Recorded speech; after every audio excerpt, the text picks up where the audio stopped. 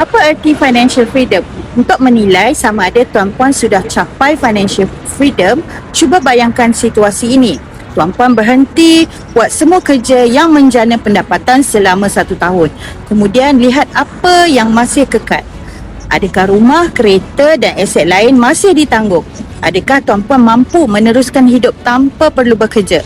Jika jawapannya ya, tahniah, tuan-puan sudah mencapai tahap kestabilan kewangan yang ramai impikan. Tetapi jika belum, jangan risau. Masih belum terlambat untuk tuan-puan bermula. Kebebasan keuangan atau financial freedom sebenarnya sinonim dengan konsep bersara.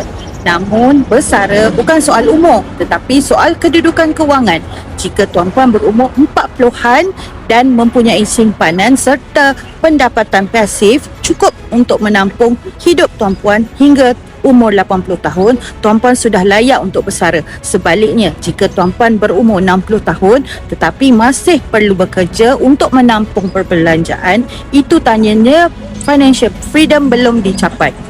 Menurut survei Persaraan Etika 2023, 46% rakyat Malaysia hanya merancang persaraan pada usia 55 tahun ke atas. Sudah agak lewat untuk membina simpanan yang kukuh. Walaupun ada pencen ataupun KWSP, ia tidak menjamin masa depan keuangan yang stabil.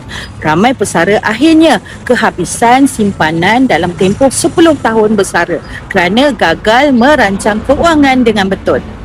Langkah pertama menuju financial freedom sebenarnya sangat mudah.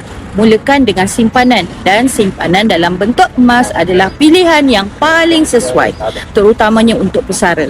Dengan menyimpan emas, tuan-puan bukan sahaja melindung nilai keuangan tetapi juga memastikan simpanan tuan-puan mampu bertahan lebih lama berbanding menyimpan dalam bentuk tunai.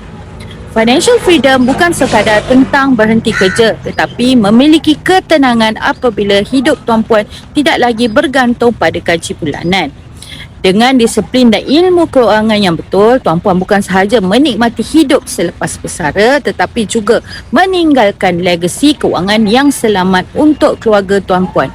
Semoga perkongsian saya bermanfaat dan boleh follow saya untuk info lanjut tentang emas.